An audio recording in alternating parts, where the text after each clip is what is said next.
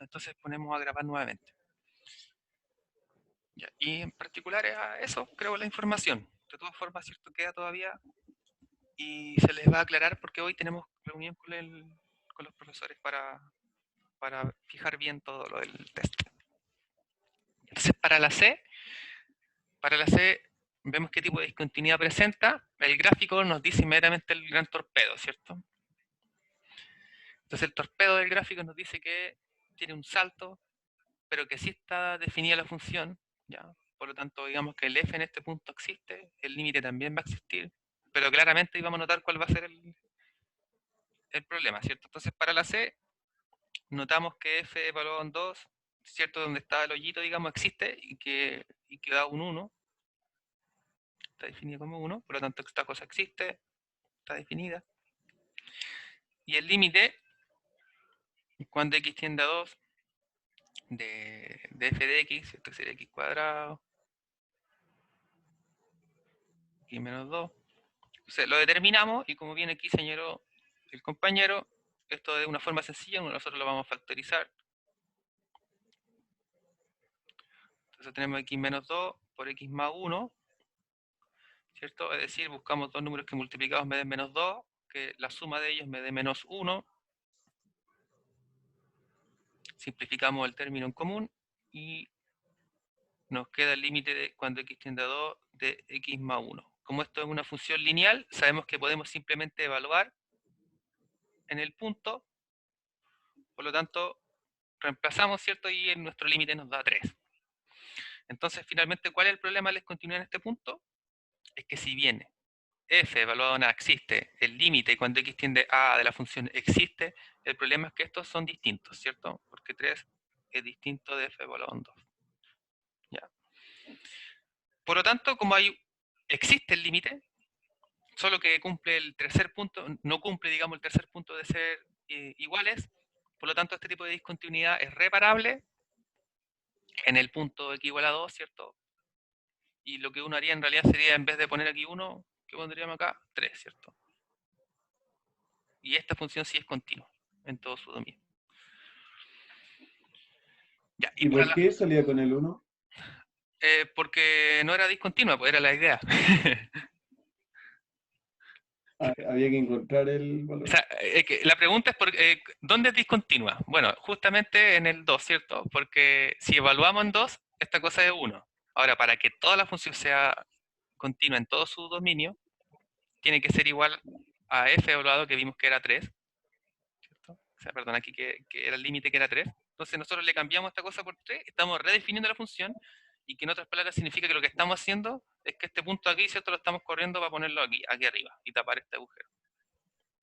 Y esa función Vale. sí claramente es continua. Estamos, Ujú. recordemos que eso es cuando es reparable bueno, el gráfico, cuando podamos adaptar al gráfico, eso es claramente, ¿cierto? Vemos esos hoyitos nomás y hacemos los saltos. Y por ejemplo, en este caso, si no está el salto, es porque no está definido en ese punto, ahí uno lo redefine, en el caso de que sí existe el límite y no hay mayor problema. Ya, para el tercer caso, vemos esta función, la función parte entera, entero mayor, así que lo notamos acá según el gráfico. Entonces notamos que esto tiene discontinuidad, según el gráfico, en todos los números enteros, ¿cierto? En todos los números enteros va a haber una discontinuidad y claramente la va a presentar por los límites laterales, ¿cierto? Entonces notemos que el límite cuando tiende cualquier número natural, 1, 2 o 3, no existe, porque si me acerco por la izquierda tiende hacia el 1, o sea, hacia el 0, ¿cierto? Y si no, hacia el 1. Por lo tanto, los puntos que sucede, límites laterales distintos, el límite no existe, y si el límite no existe, entonces es irreparable. Ya, entonces, en este caso, también se le denomina discontinuidad con saltos, justamente porque el gráfico, ¿cierto? Se nota de que f salta de un valor a otro. Ya, entonces va saltando de un valor a otro y de esa forma se considera. Ahora, en cada caso, notemos que todos los gráficos que se presentan ahí, la gráfica no se puede dibujar sin levantar el lápiz de una hoja, ¿cierto? Ya sea por saltar un agujero o bien por el gráfico como en el caso B o D. Es decir, tiene rupturas, saltos, ¿cierto? Agujeros. Por lo tal, claramente, de forma geométrica podemos establecer la discontinuidad de ellas.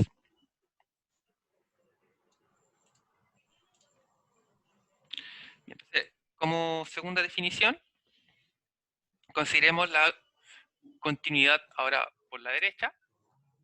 Entonces, f es continua por la derecha en el punto x igual a a, si el límite cuando x tiende a por la derecha, o para los valores mayores que a, de f de x es f de a.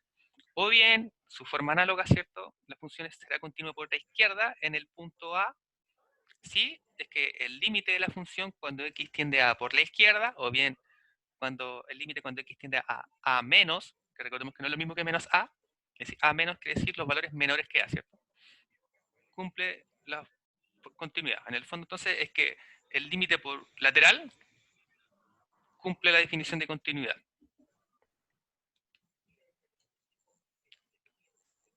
Ahí sí. Y entonces, notemos un ejemplo de esto. Nuevamente con el ejemplo anterior del gráfico D, tenemos la función entero mayor. Entonces, notemos que para cada entero n, tenemos que la función es continua por la derecha, pero es discontinua por la izquierda. Entonces, ¿por qué razón sería? Porque si determinamos el límite de esta función cuando tiende cualquier número natural desde la derecha, ¿cierto? Es decir, de los números que son mayores, desde acá, si yo me acerco, el límite de esta función tiende a ser n. ¿Sí? En cambio, si me acerco por la izquierda, ¿cierto? Del par entero, no va a ser el mismo número, sino va a ser el anterior, ¿cierto? Por lo tanto, claramente aquí cumple que n y f de n, o n-1, son distintos. Notamos claramente, ¿cierto?, que el límite lateral es el problema, pero si nos damos cuenta, por la derecha sí cumplen la definición. Entonces, añadiendo a la definición primera, continuidad en un punto, luego la continuidad laterales, ¿cierto?, por la izquierda, por la derecha, vamos a considerar que una función es continua sobre todo un intervalo, si esta es continua en cada punto del intervalo. Entonces, señalamos que si f está definida solo en un lado de un punto extremo del intervalo, entenderemos por continuidad en el punto extremo como continua por la derecha o bien continua por la izquierda. Entonces, en el fondo lo que quiere decir esto es que si queremos expresar la continuidad en un intervalo semiabierto o cerrado, ¿cierto? Entonces, por ejemplo, un semi abierto, digamos, A, B, con B abierto, pero A cerrado. Entonces, ¿cómo probamos que una función es continua? En este intervalo, lo que nos dice la definición es que tiene que ser continua en todos los puntos del intervalo y en los valores extremos. Es decir, en el valor extremo, aquí como es abierto, nosotros no vamos a probar para B, pero sí para A, porque A es cerrado, ¿cierto? Y en este caso, cuando es un valor extremo, tenemos que ver que la continuidad se debe cumplir solo o por la derecha o por la izquierda. Entonces, por ejemplo, en este caso, ¿cierto?, tenemos el intervalo, como los valores que están dentro de este intervalo son los que vienen desde acá hacia allá, ¿cierto? Vamos a anotar entonces la continuidad que necesitamos, ¿cierto?, que sería cercanos desde la derecha. En el caso contrario, si tenemos algo C, D, donde es cerrado en D, como los valores que están, son todos entre C y D, todos los valores de aquí pertenecen a este intervalo, nosotros vamos a acercar desde los valores que sí pertenecen, es decir, desde la izquierda. Ahora sí cumplió los ilimitados, no tengo idea por qué. Pero ahora sí está grabando, sí. ¿Ya? Entonces, en el caso de que sea cerrado, en ambos, ¿cierto?, un intervalo cerrado, un intervalo de la forma A como A, B, ¿qué es lo que uno va a probar? Va a probar que está para todos los valores que están entre medio de A, B, es decir, para todos los X que están entre A y B, ¿cierto?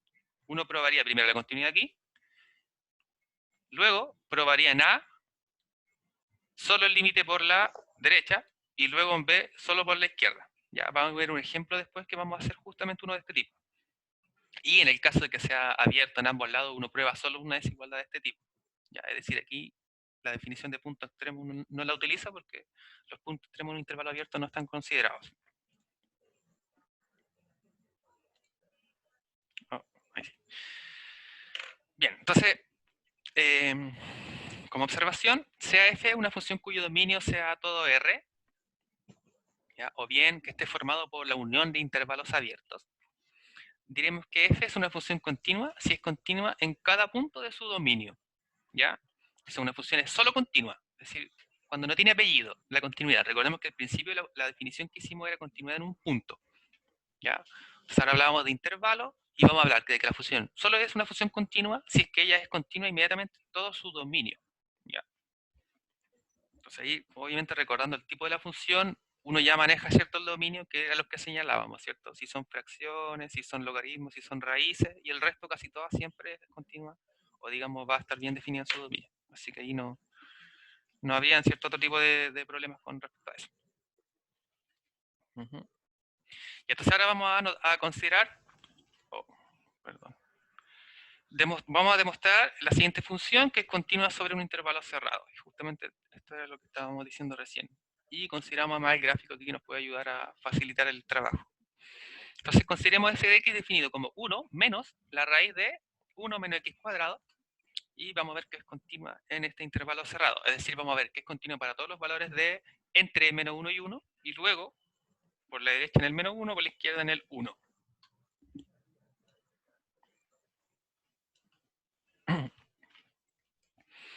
Ya, entonces, para ver que es dentro de los valores del intervalo, entonces consideremos que los a van a estar entre menos 1 y 1. ¿Ya? Entonces, si pasa esto, ¿qué es lo que tenemos? Entonces, que el límite cuando x tiende a de la función, ¿cierto? De f de x, que era 1, vamos a colocar así, ¿cierto? Menos la raíz de 1 menos x cuadrado.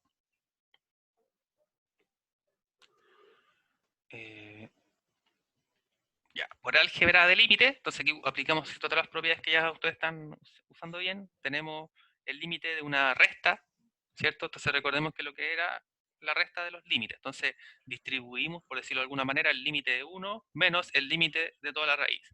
¿Ya?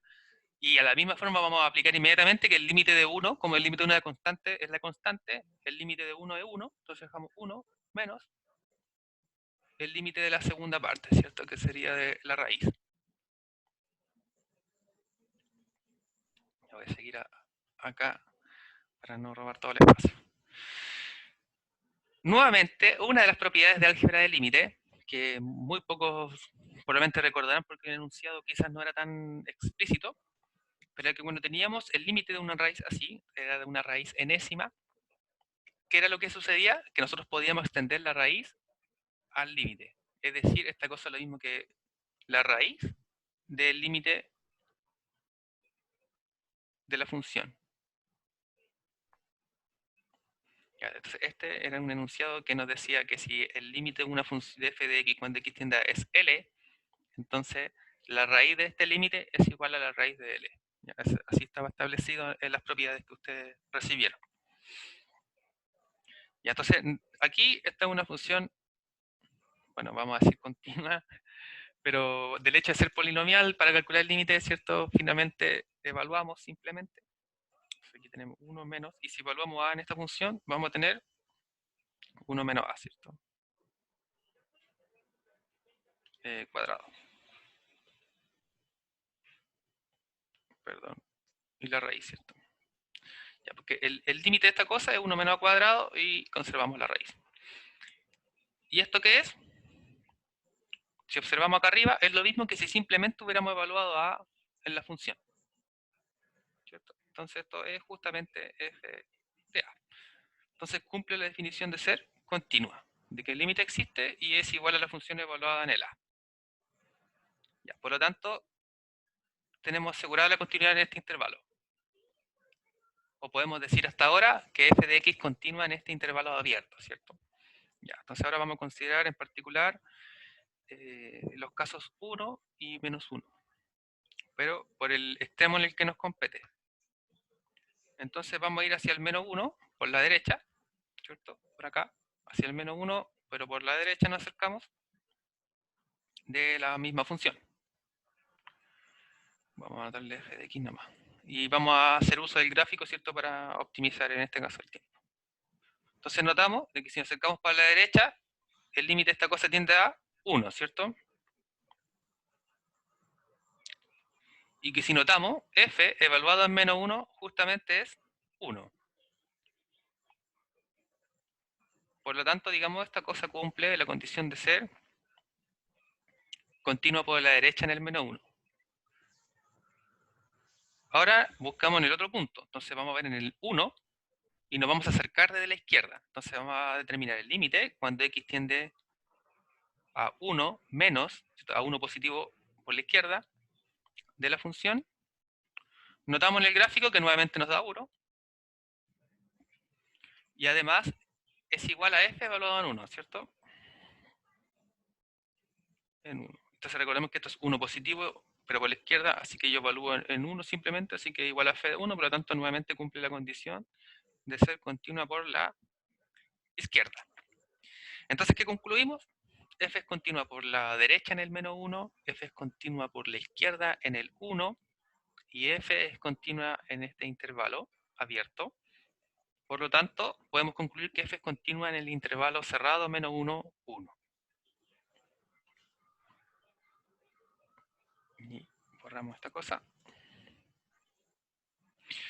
Bueno, esto nos conlleva un cuarto teorema que, si bien nos observan, es análogo nuevamente a la álgebra de límites, ¿ya? Que sería la álgebra de funciones continuas.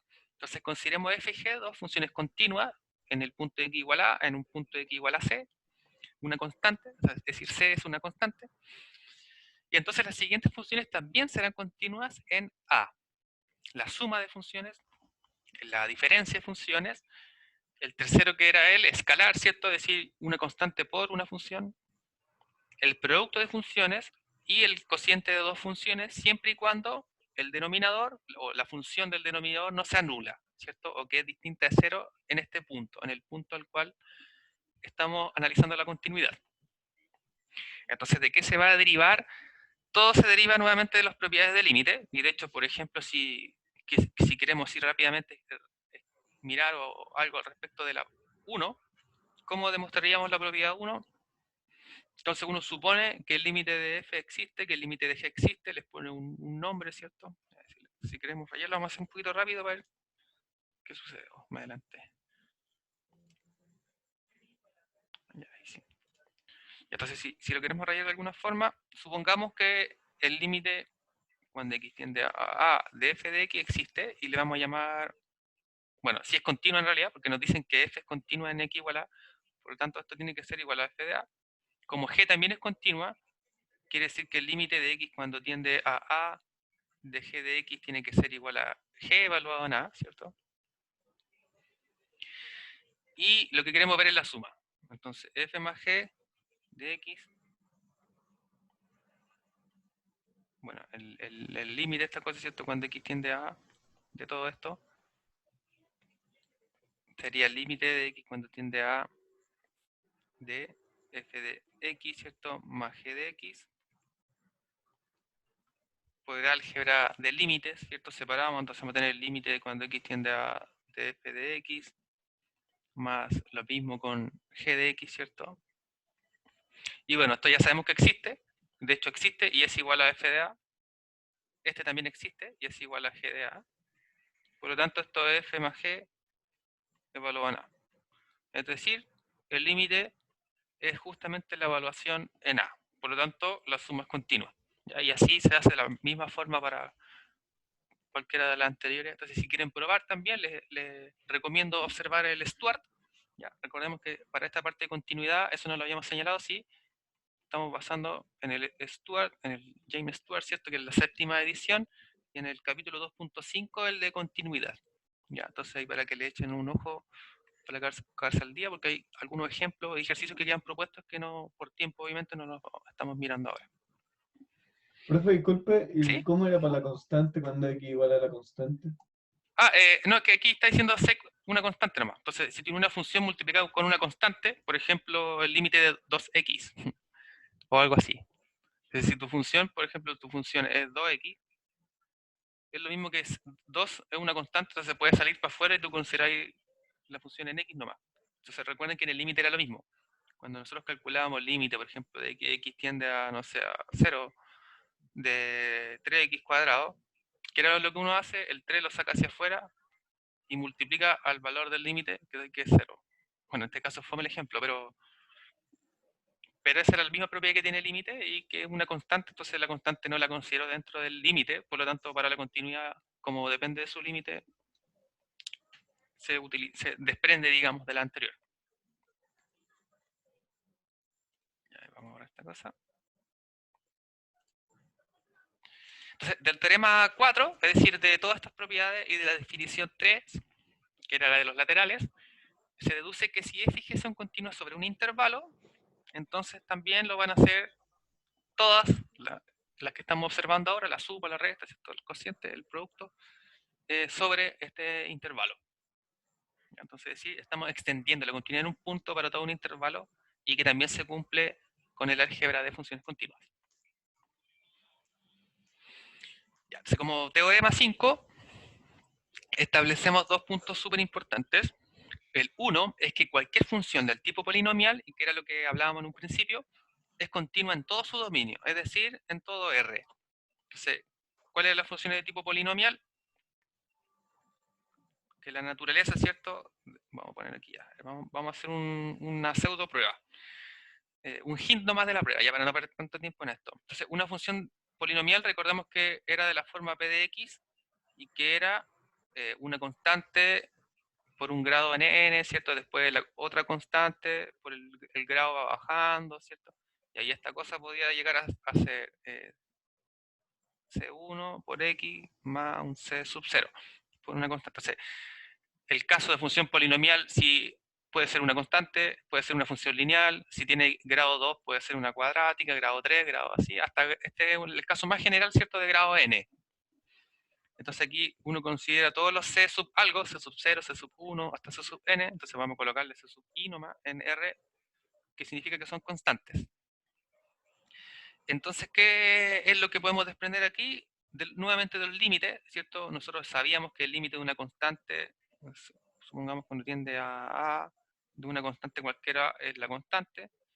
Lo otro que teníamos de los límites, entonces, como generalmente todo va a derivarse de los límites, de la función exponencial, era evaluar también, ¿cierto? Entonces, juntando estas dos, una constante por una función exponencial también va a ser continua, digamos, estas dos, ¿cierto? Son continuas porque es simple la evaluación, entonces cumple la definición inmediatamente, ¿ya?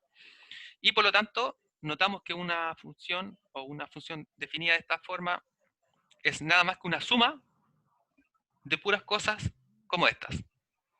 Por lo tanto, mediante el teorema anterior, es decir, la álgebra de funciones continuas, las separamos y cada una de estas es continua, por lo tanto la suma de todos de ellos sigue siendo continua.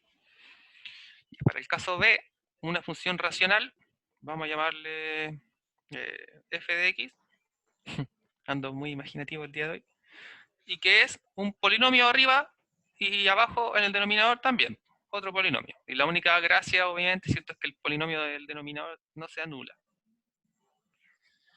O digamos, no es cero, en un punto en el cual le vamos a calcular el límite o bien determinar la continuidad, etc. ¿Cierto? Y entonces, ¿qué es lo que sucede? Notamos que por A, por el anterior, el numerador, ¿cierto?, es continuo en todo su dominio. Lo mismo como el denominador, porque cierto, tanto P como Q son funciones polinomiales y por el anterior, digamos, ya son continuas en todo su dominio. Entonces, ¿qué habría que tener en cuenta?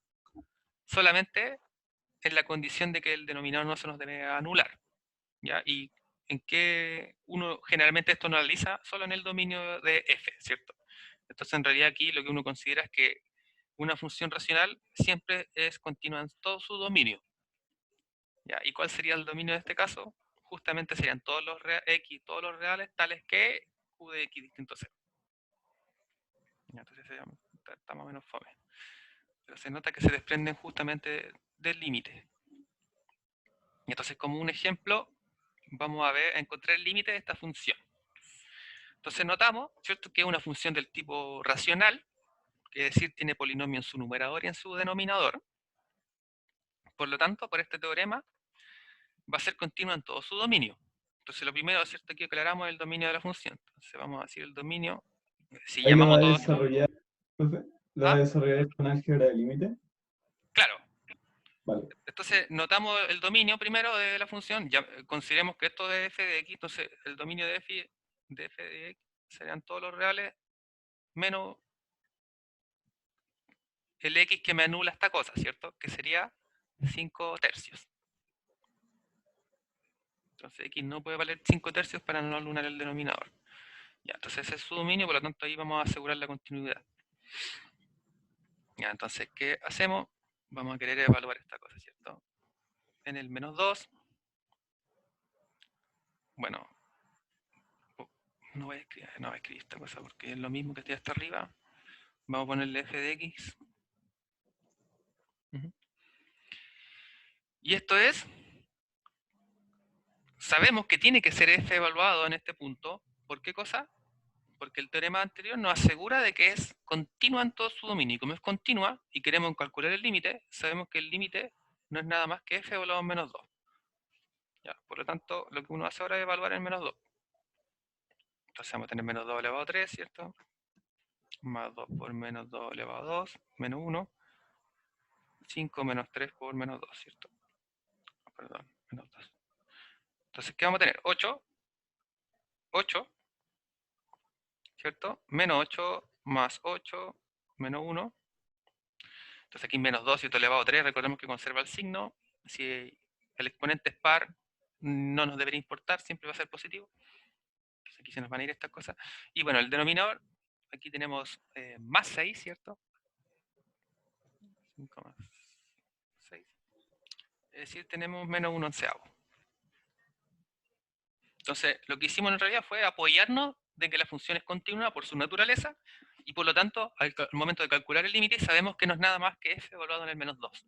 Entonces, evaluamos el punto y listo.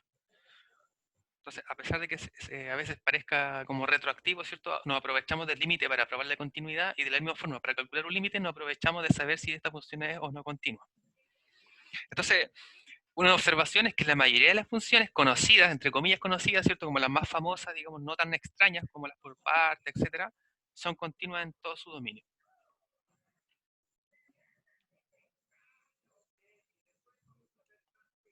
Entonces, teorema 7, y que este también es uno de los fuertes, digamos, que es el que nos resume todo lo que hemos señalado anteriormente, nos dice que los siguientes tipos de funciones van a ser continuas en todo su dominio: las funciones polinomiales, las racionales, las funciones raíz, las trigonométricas inversas, las exponenciales y las logarítmicas.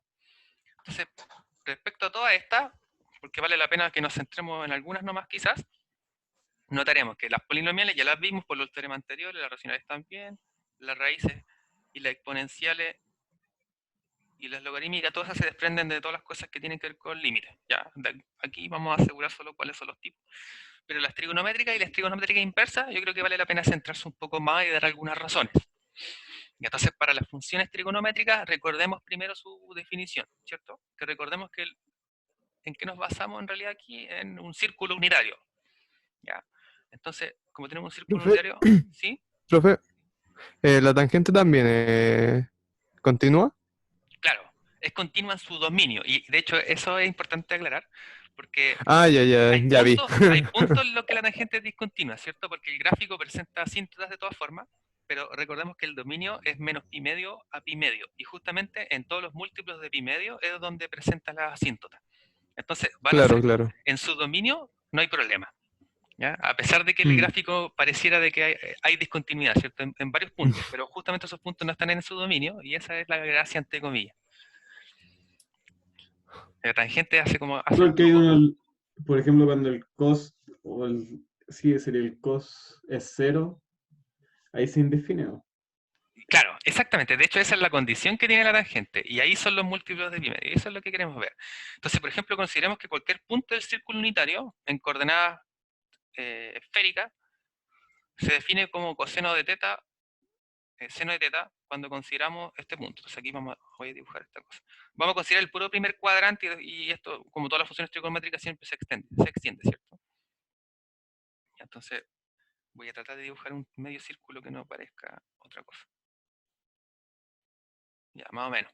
Entonces tenemos el medio círculo, suponemos entonces el punto P, vamos a llamar aquí, me corrí un poquito, Ya, entonces el P dada por estas coordenadas, recordemos que aquí no es nada más cierto que el triángulo que uno forma y por eso depende del seno y todo eso. Entonces aquí está este ángulo, ¿cierto?, en cuestión, que llamamos ángulo teta, y como esta radio 1, sabemos que acá, ¿qué punto tenemos? El 1,0, ¿cierto? En nuestro eje X y nuestro eje Y. Ya. Entonces, si nos atribuimos, ¿cierto?, solo en el primer cuadrante, ¿qué sucede si teta tiende a 0? Es decir, si esta cosa baja. Entonces aquí notamos, ¿cierto?, de que si teta tiende a 0, ¿qué sucede con P?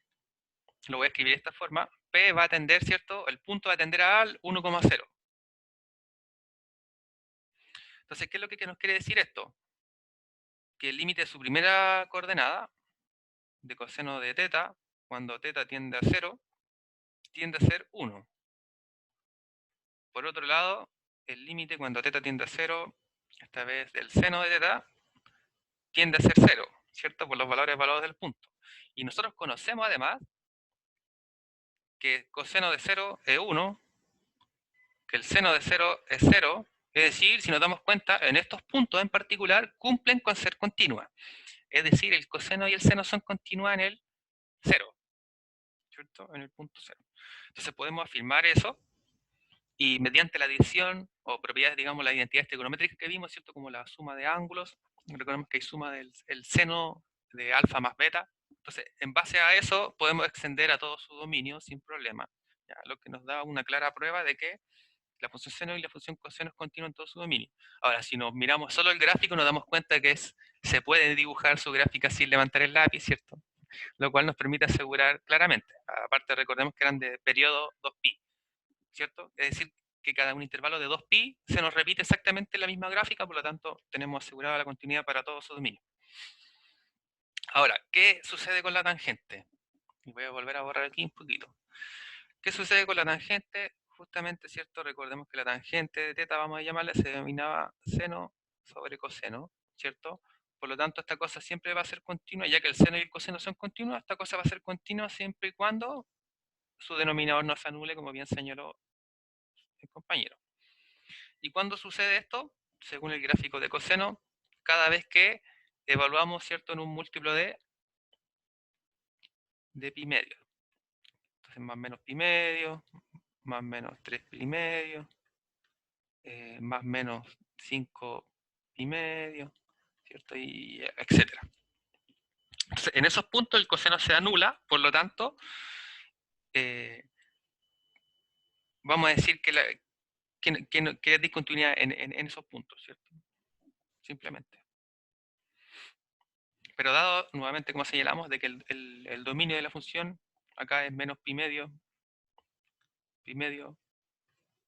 cumplen con ser continua en su dominio, esto que estamos abiertos y estos quedan justamente fuera, así que cumplen con ser continua nomás, ¿cierto? Recordemos que si era en su dominio, uno le quitaba la PY y decía que la función era continua.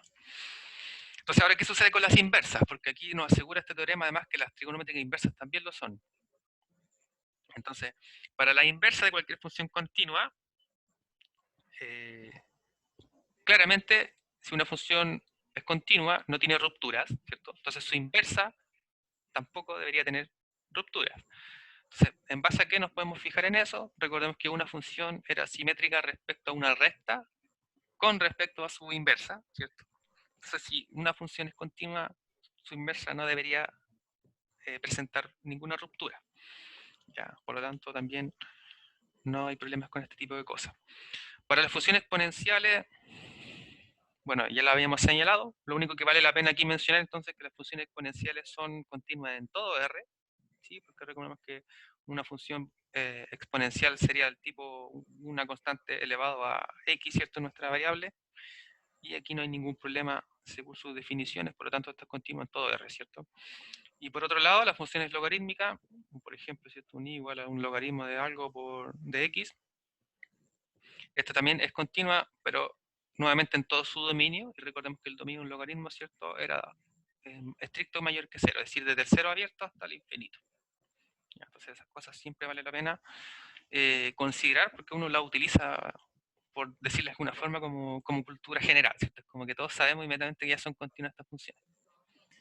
Bien, una propiedad también muy importante que vamos a utilizar es el teorema 8, ¿ya? Y que vamos a ver brevemente con un ejemplo. ¿Cómo vamos con el tiempo? Ya, pasado. Voy a tratar de hacerlo bien rapidillo. Entonces consideremos f una función continua en B. El límite de una función g de x cuando x tiende a el B, ¿cierto? Este punto en cuestión. Entonces el límite de la composición, ¿cierto? Si miramos acá, el límite de su compuesta es f evaluado en B. ¿Ya? Es decir, en otras palabras, lo que quiere decir es que el límite yo lo puedo entrar a f. Ya, si miramos acá, lo que sucedió es que el límite pasó a g y f quedó afuera, ¿cierto? Es una forma, digamos, de sustitución, por denominarlo de alguna forma. Entonces vamos a ver un ejemplo rápido acá. Consideremos esta función raíz y queremos determinar el límite cuando x tiende a 1. Entonces si aplicamos el teorema anterior, lo que hacemos es ingresar el límite. Entonces tenemos esta función, ¿cierto? Raíz, la podemos determinar como una composición, ¿cierto? Es decir, la función raíz y la función 8 más x cuadrado. Entonces, el límite lo ingresamos dejando la función afuera de la raíz y determinamos el límite de 8 más x cuadrado como una función polinomial, simplemente evaluamos en 1, ¿cierto? Entonces nos va a quedar 9 y la raíz de 9 es 3. O sea, de la misma forma aquí, ¿cierto? Tenemos para una función logarítmica x cuadrado menos 1 sobre x menos 1. En este caso queremos verificar. Nuevamente consideramos entonces dos funciones, la función logaritmo natural y la función que representa el interior, ¿cierto? Que tenemos acá. Por lo tanto, podemos ingresar el límite a esta función racional. Entonces, como es una función racional, sabemos que es continua, podemos simplemente evaluar el punto. Evaluamos, ¿cierto? Bueno, simplificamos principalmente, evaluamos, nos queda 1, y el logaritmo de 1 por definición es 0. Ya, así que se calcula de forma inmediata. Entonces, cuando tenemos composición de este tipo y notamos que la función en su interior es sencilla, podemos apelar a este teorema. Otra forma de ver la continuidad es que si G ya es continua en un punto, F es continua en G evaluado en A, y esa es la condición respecto a la otra, ¿cierto? Porque la otra era más sencillo, digamos, sus condiciones que nos pedían en un instante inicial. Entonces Entonces, la compuesta, ¿sí? no, quería hacerle como... Es que igual como que ya no me cae mal la cabeza. Ah, sí, por supuesto. Yo me imagino que sí, debe ser, debe ser demasiado. Ahí estamos a las 55. Pero trate de terminar la idea si ya iba. Sí puede ser, pero en realidad yo estoy súper consciente de que esta cosa cansa demasiado. Sí, yo estoy súper consciente de eso, así que en realidad tampoco es mi intención presionarlos demasiado. Entonces, bueno, en realidad la idea de este teorema 9 es muy semejante a la anterior. ¿Ya? Entonces, concluimos con este y el ejemplo lo dejamos para comenzar posterior al control. Entonces, si tenemos una compuesta, en el fondo lo que queremos acá analizar es la composición y ver si esta composición es continua en un punto. Observamos acá que la composición, lo que uno dice en realidad, ¿cierto? Es que la composición de funciones continuas es continua. ¿Ya? Ese, digamos, es el resumen de este teorema. Si yo compongo dos funciones que son continuas y que presentan la continuidad, ¿cierto?, en un punto en particular, en A en este caso, la compuesta de estas funciones también es continua. Entonces consideremos acá el ejemplo. Tenemos la función coseno, una función seno de x cuadrado. Entonces, ¿qué es lo que estamos utilizando? La anterior, es decir, ingresamos el límite, reingresamos el límite, porque claramente es más fácil calcular el límite, ¿cierto?, de x cuadrado, sin ningún problema con los valores acá.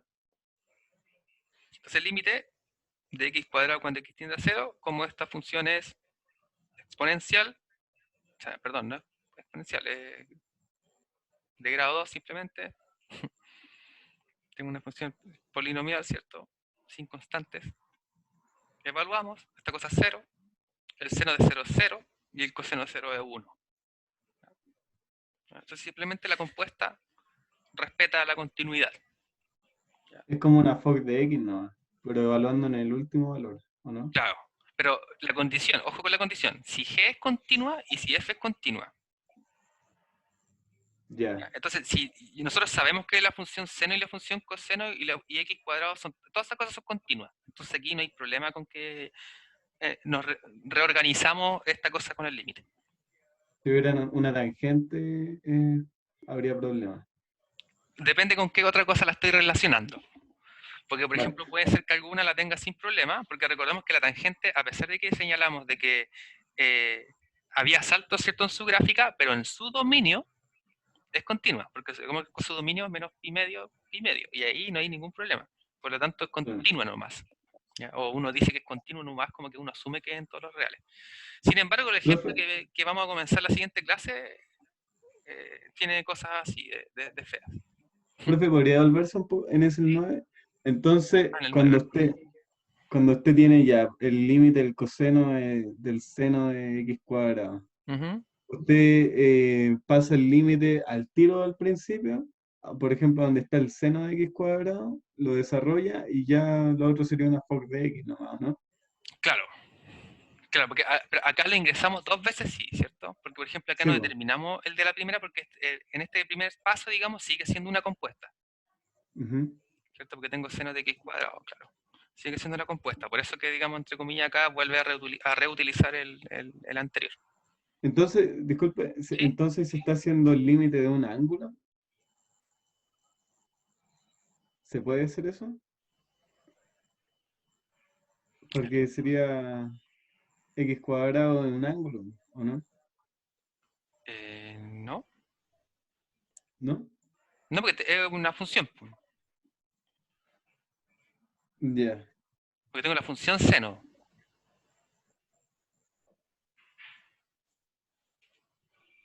¿O no? Ya. ¿Pero cómo? ¿Cómo de qué? Porque seno de x tendría que ser un ángulo, ¿o no? Sí, Ah, po. ya, pero mira, seno de x más 1. Seno de x más 1, ¿tú lo calculas como evaluando un grado en x y sumándole 1? No. No, pues cierto, uno utiliza identidades trigonométricas para separar la suma, por ejemplo.